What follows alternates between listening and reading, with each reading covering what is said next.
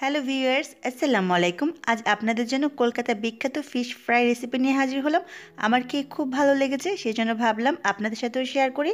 আজ খুব সহজভাবে কি করে ঘরে কলকাতার ফেমাস ফিশ ফ্রাই রেসিপিটি করা যায় তা আপনাদের সাথে শেয়ার করব। যদি আমার রেসিপিটি ভালো লাগে তাহলে অবশ্যই ভিডিওকে লাইক করবেন, ফ্রেন্ডস অ্যান্ড ফ্যামিলির সাথে শেয়ার করবেন। আর আমার পরবর্তী আপডেট পাওয়ার জন্য আমার চ্যানেলকে সাবস্ক্রাইব করে ছোট্ট বেল আইকনে ক্লিক করে দিবেন। তাহলে চলুন জেনে নিই কী করে কলকাতার ফেমাস ফিশ ফ্রাই রেসিপিটি বানাবো সেই প্রণালীটি। কলকাতার ফেমাস ফিশ ফ্রাইয়ের জন্য প্রথমে যে উপকরণটি লাগবে সেটি হচ্ছে ফিশ ফিলেট। এখানে আমি 400 গ্রাম ফিলেট নিয়েছি। যে মাছের ফিলেট হয় সেই মাছ দিয়ে আপনি এই ফিশ ফ্রাই রেসিপিটি বানাতে পারবেন। আমি এরকম সাইজ করে ফিলেটগুলোকে কেটে নিয়েছি। এবার আমি 2 ধাপে ম্যারিনেট করব ফিলেটগুলোকে।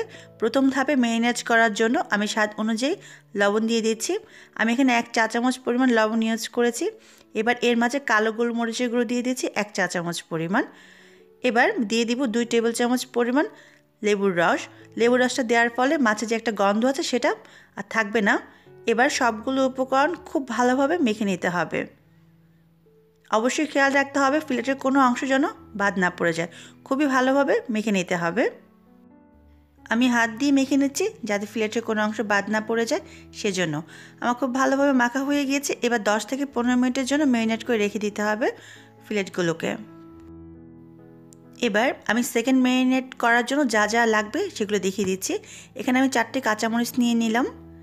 আর নিয়ে নিলাম 2 টেবিল চামচ পরিমাণ ধনেপাতা কুচি। এখানে আমি অর্ধেকটা বড় সাইজের পেঁয়াজ নিয়েছি। আপনি যেই পরিমাণে পেঁয়াজ নেন বাটার পর যখন 2 টেবিল চামচ পরিমাণ হয় সেটা খেয়াল রাখতে হবে। এবার সবগুলো উপকরণগুলোকে আমি ব্লেন্ড করে নিয়েছি। আপনি চাইলে পাটাও বেটে নিতে পারেন। এবার একটি বাটির মধ্যে আমি ব্লেন্ড করে নেওয়া মশলাগুলো দিয়ে দিব। এবার এর সাথে আমি 1 চা চামচ পরিমাণ আদা রসুন বাটা দিয়ে দিব। এবার খুব ভালোভাবে সবগুলো উপকরণ মিশিয়ে নেব।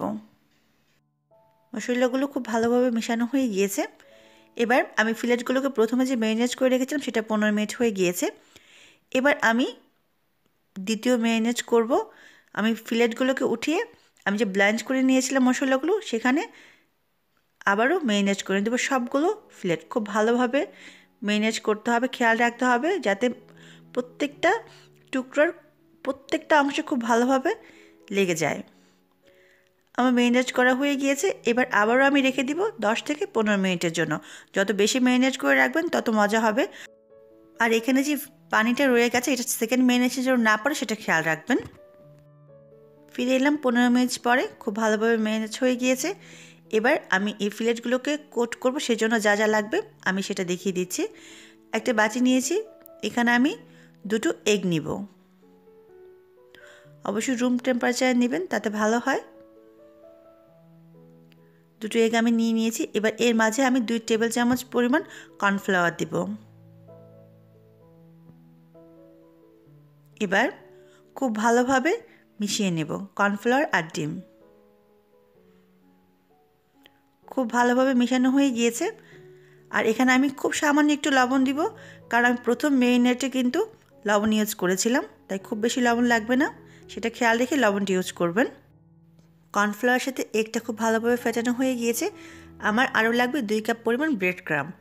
এবার মাছটা যে ম্যারিনেট করে রেখেছিলাম সেখান থেকে 1 টুকরো ফিশ নিব, ডিমের মাঝে গড়িয়ে নিব। এবার ব্রেড ক্রাম্বের সাথে খুব ভালোভাবে লাগিয়ে নেব। তবে মনে রাখতে হবে 2 হাত ইউজ করা বেটার, কারণ 1 হাত ইউজ করলে সবগুলো ব্রেড ক্রাম্ব নষ্ট হয়ে যাবে। 1 হাত শুকনো রাখা জরুরি, তাই বাঁ হাতেই আমি কোট করে নিয়েছি ব্রেড ক্রাম্ব দিয়ে ফিশটাকে। যদি আপনি বাইরের লেয়ারটা বেশি মোটা চান তাহলে আপনি 2বার ডিমের মাঝে গড়িয়ে নেবেন, আবার আপনি ব্রেড ক্রাম্বে কোট করে নেবেন। এতে লেয়ারটা অনেক বেশি মোটা হয় এবং খেতেও ক্রিস্পি হয়। তবে আমার মতে একবার কোট করে নিলেই যথেষ্ট। তারপরও যারা বাহিরের লেয়ারটা মোটা পছন্দ করেন তারা অবশ্যই ডিমের মাঝে 2বার গড়িয়ে নেবেন এবং এভাবে ব্রেড ক্রাম্বের মাঝে চেপে চেপে কোট করে নেবেন। বাস, আমার ফিশ ফিলেটটা ব্রেড ক্রামে কোট করা হয়ে গিয়েছে। এভাবে আমি সবগুলো ফিশ ফিলেট কোট করে নিব। সবগুলো ফিশ ফিলেট কোট করা হয়ে গিয়েছে। আপনি যদি ফ্রোজেন করতে চান তাহলে এই পর্যায়ে ফ্রোজেন করতে হবে। ফ্রোজেন করার জন্য একটা ছড়ানো প্লেটে নিয়ে আপনি ডিপ ফ্রিজে রেখে দেবেন 2 থেকে 3 ঘন্টার জন্য। তারপর বের করে আপনি আপনার পছন্দ মতো বক্স অথবা জিপলক ব্যাগে রেখে দিতে পারেন 3 থেকে 4 মাসের জন্য। যখন আপনি খাবেন তার আগে বের করে ডুবো তেলে ভেজে নিলেই হয়ে যাবে। আর এবার আমি 5 মিনিট অপেক্ষা করব, কারণ 5 মিনিট রাখার পরে যদি আমি ডুবো তেলে ভাজি তাহলে উপরে যে কোট করেছি ব্রেড ক্রাম্বগুলো খুলে পড়ে যাবে না। এই জন্য আমি 5 মিনিট অপেক্ষা করব, তারপর ডুবো তেলে ভেজে নিব। এবার একটি প্যানে পর্যাপ্ত পরিমাণ তেল দিব। অবশ্যই ডুবো তেলে ভাজতে হবে, সেই জন্য পর্যাপ্ত পরিমাণ তেল দিতে হবে যাতে ফিলেটগুলো তেলে ডুবে থাকে। এবার তেলটা যখন গরম হয়ে যাবে তখন এর মাঝে এক এক করে ফিলেটগুলো দিয়ে দিব। 5 মিনিট রেখে তারপর যদি তেলে ভাজি তাহলে উপরে যে ব্রেড ক্রাম্ব দিয়ে কোট করেছিলাম সেই কোটটা খুলে ডুবো তেলে পড়ে যাওয়ার কোনো ভয় থাকবে না। যখন এক পাশ ভাজা হয়ে যাবে তখন উল্টে দিব। আর চুলার আঁচ কিন্তু মাঝারি করে রাখবো, খুব বেশি আঁচে ভাজা যাবে না, এতে ফিশ ফিলেটগুলোর উপরের ভাগটা পুড়ে যাবে, ভিতরটা কাঁচাই থেকে যাবে। অল্প আঁচে মচমচা করে গোল্ডেন ব্রাউন কালার করে ভেজে নিতে হবে। যখনই কালারটা গোল্ডেন ব্রাউন কালার হয়ে আসবে ঠিক এই পর্যায়ে তখন আমি উঠিয়ে একটি কিচেন টিস্যুর উপরে নেব। কিচেন টিস্যুর উপর নেওয়ার ফলে যে এক্সট্রা তেলটা থাকবে সেটা শুষে নিয়ে যাবে। এইভাবে আমি সবগুলো ফিলেট ভেজে নেব।